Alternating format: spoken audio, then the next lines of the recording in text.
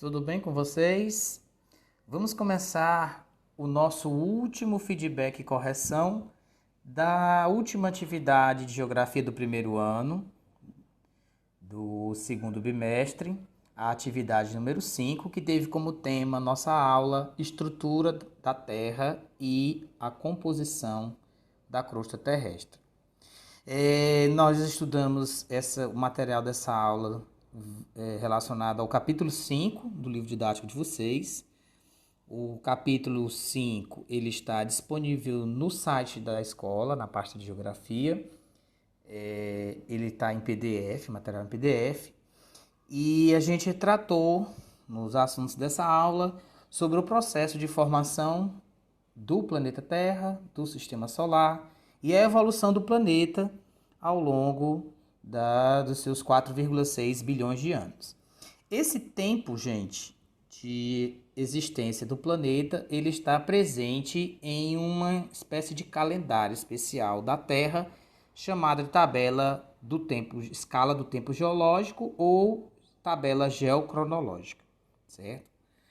Além disso, nós falamos sobre o processo de formação da crosta terrestre, falamos sobre a composição dos elementos, falamos sobre a distribuição das camadas que compõem o planeta Terra, dentre outros assuntos.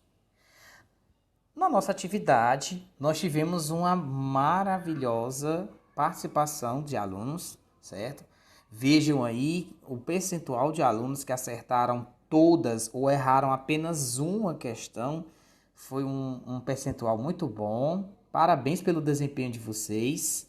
A turma com maior índice de participação, tivemos um empate entre o primeiro B e o primeiro C da manhã. Contudo, as turmas da três turmas da manhã tiveram participações acima de 14%. E as turmas da tarde e a turma da noite tiveram a participação inferior a 10%. Então, vamos ter atenção, pessoal da tarde, pessoal da noite, participar aí das nossas atividades.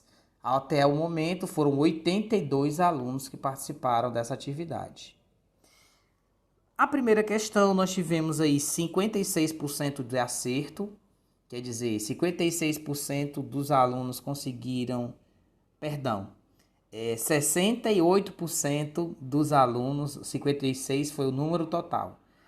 68% dos alunos conseguiram acertar, uma quantidade aí superior à metade. Seguido aí de 46% na segunda questão, que foi a questão com maior índice de erros. E 64%, que foi aí a questão média, a mais acertada foi a primeira, a mais errada foi a segunda e a terceira ficou aí entre as duas, com 64,6%. Um pouquinho perto, do patamar de acertos da primeira questão, mas ainda tivemos aí o maior índice de erros em relação à primeira. Fazendo o comentário das nossas questões, a primeira questão falava sobre a força centrífuga. E aí eu não falei sobre a força centrífuga diretamente voltada para o planeta Terra, e sim o princípio, sobre o que essa força, ela proporciona sobre os corpos, Qual a ação que ela promove nos corpos que sofrem a sua ação, E aí a gente viu na nossa aula que essa força, ela não é considerada propriamente uma força pela física, Ela não é considerada, ela é um fenômeno físico que acontece, mas acaba não sendo considerado como uma força, certo? Porque ela depende da existência da gravidade para acontecer. Então a gravidade é a força fundamental. Contudo, é um efeito que acontece quando os corpos são submetidos a um movimento circular. Então, à medida que você gira em determinada velocidade um corpo, a ação gravitacional combinada com esse giro, ela vai atuar de maneira específica, produzindo um efeito que a gente pode ver aqui nos tubinhos de sangue. O primeiro tubo de sangue, o número 1, ele é o sangue que foi retirado da veia. Então, do jeito que ele saiu da veia, ele está aqui no tubinho de ensaio número 1. Depois que ele é colocado na centrífuga, quer dizer que ele faz um giro, o que vai acontecer? Percebam que há uma separação dos elementos que compõem o sangue, certo? E aí vai perguntar, né? De acordo com o que estudamos na aula, podemos afirmar que a força centrífuga produziu o quê? E aí vem as alternativas. A força centrífuga produziu a separação dos elementos presentes no sangue, como plasma, leucócitos, plaquetas, eritócritos, por densidade. Os mais pesados ficaram embaixo e os mais leves ficaram em cima. Essa é a alternativa correta, certo? Então é isso que a força centrífuga faz. Quando eu falei sobre o processo de formação das camadas do planeta Terra, eu citei a força centrífuga, porque a rotação proporcionou essa separação dos elementos por densidade. O que é mais pesado vai para o centro, vai formar o centro da Terra, e as partes mais leves vão ficar nas bordas do planeta Terra, tá bom? Então esse é o efeito que a força centrífuga causa nos corpos. A letra B diz que produziu a unificação de elementos diferentes numa mesma substância, tornando-a homogênea. Não foi o que aconteceu, né? Foi o contrário. Em vez de unificar, foi separar. Na letra C, diz que houve a remoção da estrutura das células e o rompimento molecular. Bem, ninguém viu imagem de microscópio para saber se rompeu células, se houve uma mudança na estrutura celular. Então, não tem como você dizer se houve ou não isso. A letra D diz que transformou o sangue em água devido à condensação. Poxa vida, não, isso não aconteceu. Ele realmente separa, né? A água presente no sangue, ela acaba se separando dos outros elementos, mas ele não transformou o sangue em água, viu, gente? Aí a condensação é o processo de formação, por exemplo, das chuvas, tá certo? Ele não choveu a água do sangue aí, viu? Tá bom? E a letra E diz que não aconteceu nada, pois não houve nenhuma alteração na substância após a centrifugação. E aí a gente viu que aconteceu, né? O tubinho 1 estava diferente do tubo 2. Parabéns quem acertou a questão 1, vamos para a questão número 2. O granito é uma rocha comumente encontrada no interior dos continentes, formada pelo lento resfriamento do magma em galerias subterrâneas da crosta terrestre. Olha, já deu a dica aí onde que o granito é formado, né? Galerias subterrâneas da crosta terrestre. Em virtude desse lento resfriamento, houve a separação dos minerais, como podemos ver na imagem. Considerando nossos estudos sobre a classificação das rochas, podemos dizer que o granito é uma rocha. Pronto, ele já deu a resposta na pergunta, né? Ele disse que é uma rocha comumente encontrada no interior do continente, formada pelo lento esfriamento do magma, então ela é uma rocha magmática, certo? E o resfriamento aconteceu nas galerias subterrâneas da crosta terrestre, então aconteceu dentro da Terra.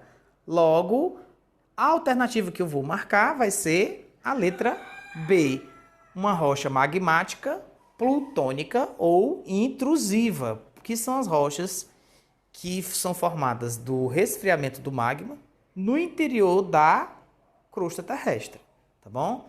Se ele tivesse dito que o magma tinha resfriado rapidamente na superfície, seria a letra A, uma rocha magmática vulcânica, extrusiva, tá bom?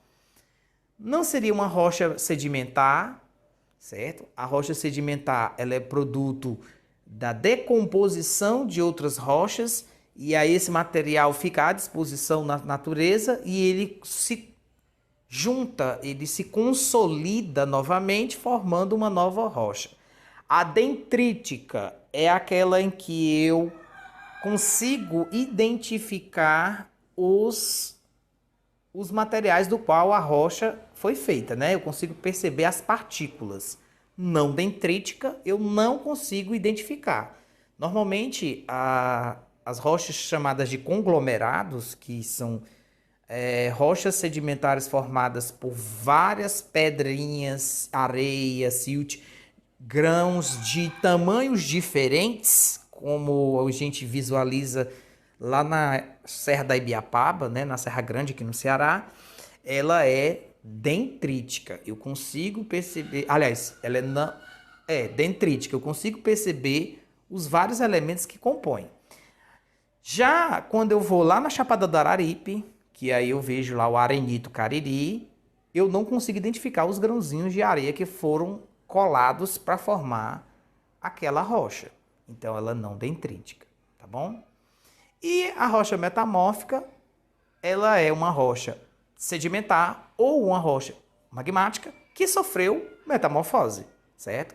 Devido ao tempo de exposição dela aos agentes da natureza, devido à exposição dessa rocha a altas temperaturas, normalmente rochas antigas próximas a vulcões, elas sofrem esse processo de metamorfose, ou devido a movimentos das placas tectônicas, que é o assunto que nós vamos estudar em agosto, placas tectônicas, certo?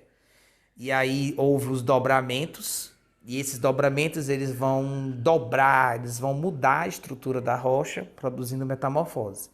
Ou então a pressão, né? Um aumento de pressão sobre os grãos, os minerais da rocha original vão produzir uma metamorfose, tá bom? Então aí a resposta seria a letra B. Rocha magmática plutônica intrusiva, formada a partir do resfriamento do magma no interior da crosta terrestre. Parabéns a quem acertou essa questão. Foi a questão com maior índice de erros, né? Apesar de ter a resposta já dada na questão, mas eu acredito que as pessoas não entenderam muito bem as informações que estavam sendo dadas, porque ainda não estão familiarizadas com esses termos técnicos da geomorfologia, tá bom? Mas vamos para a terceira questão. Conforme podemos perceber, na observação da imagem, o planeta Terra não apresenta homogeneidade na distribuição de seus componentes. Há, no entanto, uma distribuição dos elementos que proporciona a definição de camadas com diferenças de pressão, densidade, temperatura e estado físico. Quer dizer, umas são líquidas, outras são sólidas, outras são pastosas, etc.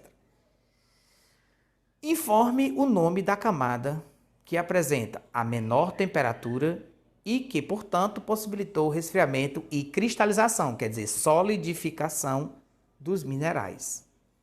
Essa camada é a primeira, logo aqui, da nossa superfície, que é a crosta continental e oceânica, que pode ser chamada também de litosfera, né? Como está presente aqui na imagem do modelo que eu tirei do livro didático de vocês.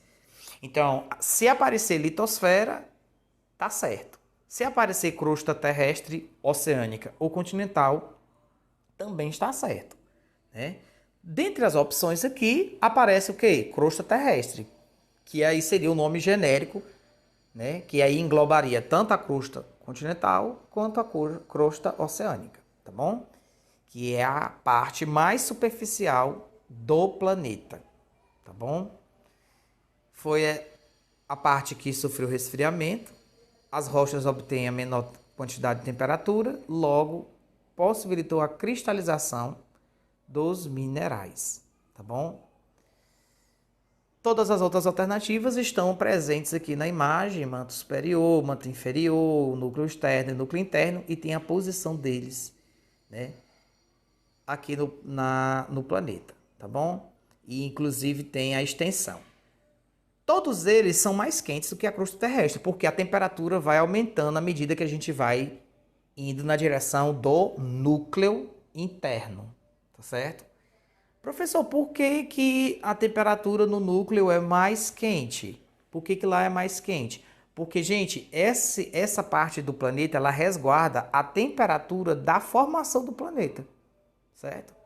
Então, depois que o planeta se formou, ele vai sofrendo um resfriamento gradual. A parte que já resfriou foi só a casquinha de cima. Todo o restante do planeta ainda falta resfriar, tá bom? E aí esse resfriamento ele vai acontecendo aos poucos, até chegar um momento que ele vai resfriar todinho, e aí as atividades da dinâmica interna do planeta serão cessadas, ou seja, o planeta é como se morresse, tá certo? Ele não vai mais desenvolver atividades tectônicas, né? Nem magmatismo, nem formação de novas rochas e etc.